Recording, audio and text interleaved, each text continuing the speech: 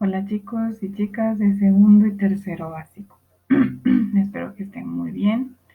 Hoy vamos a ver ya el último tema del año y sería el pasado simple, past simple.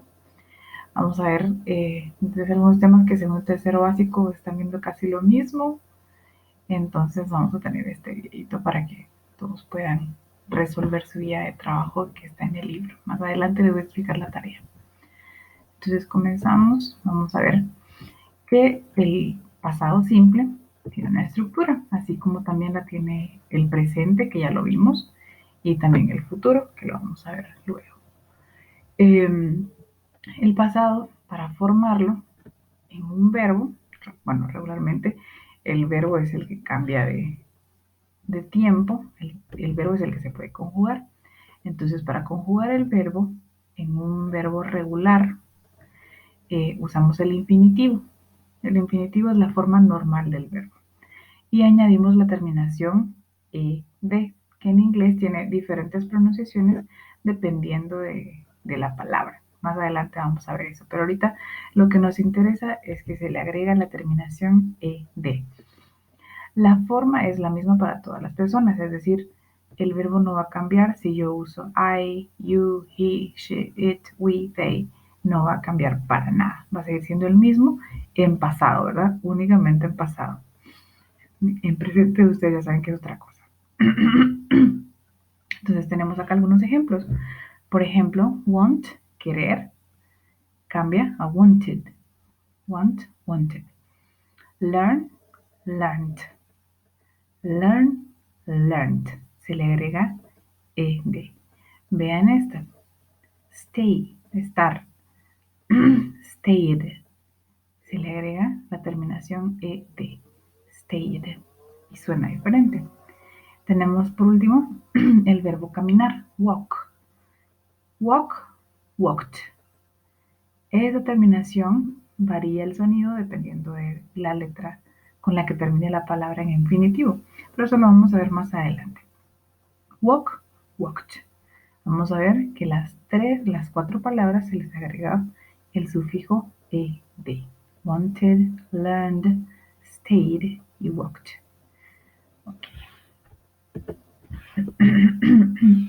Vamos a ver que hay algunas excepciones. Como en todos los idiomas, siempre las reglas tienen excepciones. Vamos a ver cuáles son las dos excepciones que tenemos acá, los ejemplos.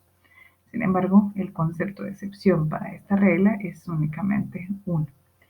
Para los verbos que terminan en una E, solo se les añade D.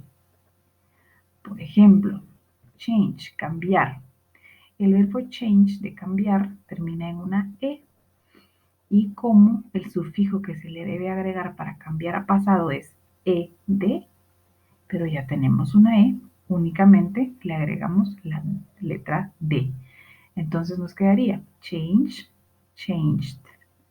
Si se dan cuenta, no se le agregó otra D, o sea, no quedaba como change EED, sino que queda nada más con una E. Es decir, solamente se le agrega una letra D. Lo mismo pasa con believe.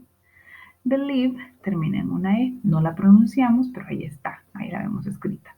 Believe termina en E, por lo tanto no vamos a agregar otra E y una D, sino que únicamente vamos a agregar la letra D. Vean acá cómo quedó. Believe, believed, believed. Entonces, cuando nuestra palabra termina en una letra E, no vamos a poner doble E, sino que vamos a poner simplemente una letra D. Ok, espero que haya quedado claro. Vamos a ver la siguiente excepción. Y otra excepción. Si el verbo termina en una vocal corta y consonante, excepto doble L y W, doblamos la consonante al final, como así. Si el verbo termina en vocal corta y consonante, la última consonante de esa palabra se va a duplicar. Por ejemplo, acá tenemos una vocal corta que sería O, y termina en una P, es decir, vocal corta y consonante. Entonces, esta última consonante se va a duplicar. Vean cómo quedaría. Stopped, se duplicó la P. Entonces, lo mismo sucede con commit. Commit tiene una vocal corta y después tiene una T. Por lo tanto, esta T que está al final se debe duplicar. Entonces, acá en stop nos quedaría stop con doble P y commit, committed con doble T también. Es muy interesante, hay que tener un poquito de cuidado. Si ustedes tienen dudas acerca de cómo escribir un verbo, no se preocupen, que para eso está Google. Si ustedes tienen dudas, mejor vayan a Google, vean cuál es, lo mejor es, ahorita les voy a decir cuál es lo mejor, pero si tienen dudas, pues mejor no caigamos en la trampa y vamos a buscar a Google.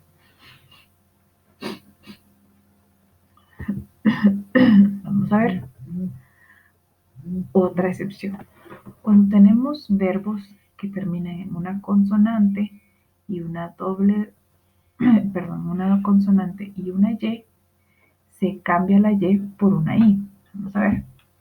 Es decir, si yo tengo un verbo que termina en Y o en Y, no vamos a agregarle una E y una D solo así, sino que antes de agregársela, vamos a cambiar esa Y por una I latina. Veamos los ejemplos. Study. Tenemos el primer ejemplo, estudiar. Study. Si ven esta palabra, termina en una Y. Y entonces, al cambiarlo a pasado, esta Y la vamos a quitar, ponemos una I latina, una I normal, study, y ahí sí agregamos ed. Study, studied. Si se dan cuenta, quitamos la Y, pusimos una I normal y ahí sí agregamos ed. Lo mismo pasa con try. Tenemos acá try, termina en una Y, y si lo queremos cambiar a pasado, try es intentar. En lugar de decir intentar, vamos a decir intentó. Entonces, quitamos la Y, colocamos una I normal y entonces agregamos la terminación de pasado que es ed. Entonces nos quedaría tried. Quitamos la Y, colocamos ed y ahí tenemos nuestro pasado. Esto únicamente cuando termina la palabra en una Y. Desafortunadamente, como todos los idiomas y como el español, no todos los verbos son de esta misma forma. Es decir, muchísimos verbos nada más vamos a agregarle la terminación ed para cambiarlos a pasado. Pero hay muchísimos verbos que son irregulares, es decir, la palabra cambia de estructura. No simplemente le agregamos ed, sino que la palabra cambia a veces totalmente. Y esto no tiene una forma establecida para formular. De modo que la única forma de aprender a utilizar bien estos verbos es memorizándolos, no hay otra forma. Vamos a ver, aquí tenemos los 3 verbos irregulares más comunes y que muchas veces se utilizan como verbos auxiliares. Más adelantito vamos a ver eso. Estos son los más comunes, son irregulares. Vean, el verbo be, o sea, ser. Cuando yo lo uso con I, he, she, it en pasado, se escribe was. Si yo lo uso con you, we y they, los plurales, se escribe were. Were. Vean este verbo, el siguiente, do. El do en pasado con todas las personas se escribe did. El verbo have en todas las personas se escribe had. No se le agrega ed a ninguno de los 3 porque son irregulares, es decir, su forma cambia totalmente en pasado. No tenemos una regla establecida que nos indique cómo van a cambiar, sino que simplemente tenemos que memorizarlos. Por eso aprendieron ustedes unas cancioncitas con unos verbos en pasado. Vamos a ver. Empecemos a ver ya la estructura, la forma de estas oraciones. Tenemos las afirmativas. Los chicos de tercero básico ya vieron esta parte, pero vamos a repasarla un poquito. Tenemos las oraciones afirmativas, affirmative sentences. Tenemos sujeto más verbo principal. El sujeto va a ser I, we, you, they, he, she, it o un nombre de persona, de animal, de lo que ustedes quieran. Ese va a ser el sujeto y se le agrega luego el verbo principal. Esta es la forma más sencilla, las affirmative sentences, que son las oraciones afirmativas, son las más sencillas. Por ejemplo, en la primera tenemos I, o sea, yo. I wanted to dance. Yo quería bailar o yo quise bailar. I wanted to dance está en pasado y la estructura es así. El sujeto primero, I, yo, y luego el verbo principal, wanted. Wanted, ese lo pusimos en pasado. Veamos acá. El siguiente, they, ellos o ellas, es el sujeto. They learned, aprendieron. Está en pasado. Learn, aprender, learned, aprendieron. Ellos aprendieron inglés. Ellos aprendieron inglés. Y por último tenemos I bought a new car. Tenemos el sujeto primero y bought es un verbo irregular. Bought es el pasado de buy, de comprar. I bought a new car. Yo compré un carro nuevo. Okay. Veamos el siguiente caso. El siguiente caso son las negative sentences. Son las oraciones negativas. Estas ya son un poquito más raritas, pero no se preocupen que ustedes acaban a tener la presentación y van a poder revisarla. Igual si ustedes quieren apuntar estaría genial. Si uno tiene los ejemplos ya con eso se puede guiar para hacer lo demás. Tenemos, primero va el sujeto, luego va el verbo auxiliar que es el do, es el do. En pasado se recuerdan que el pasado de do es did. Entonces sujeto más did más not. Cuando hablamos acá de did y not, podemos usar did not o podemos usar didn't, que es la contracción, más el verbo principal en infinitivo. Eso es muy importante. Cuando hablamos de oraciones negativas, no vamos a poner el verbo principal en pasado, porque para eso vamos a usar el verbo auxiliar. El verbo auxiliar siempre va a ir en pasado. El verbo auxiliar es do, el pasado sería did. Entonces, una vez tengamos did en pasado, ya no vamos a poner el otro verbo en pasado, porque sería redundante. Entonces, vamos a ver un ejemplo. Yo sé que eso es un poquito confuso, pero con ejemplos ya se aclara un poco. Vamos a ver, I sería el sujeto, did es el verbo auxiliar en pasado, not, want es el verbo principal, querer, to dance. I did not want to dance. Yo no quise bailar. Pero comúnmente no se dice did not, sino que se hace una contracción. Se unen estas dos palabras, el did y el not. Y se dice I didn't want to dance. Yo no quise bailar. Veamos los siguientes ejemplos. Igual, sujeto, they. Verbo auxiliar más el not, didn't. They didn't. Verbo principal. El verbo principal no se coloca en pasado porque sería redundante. El did ya está en pasado, así que no necesitamos volver a colocar el verbo en pasado. They didn't learn English. Ellos no aprendieron inglés.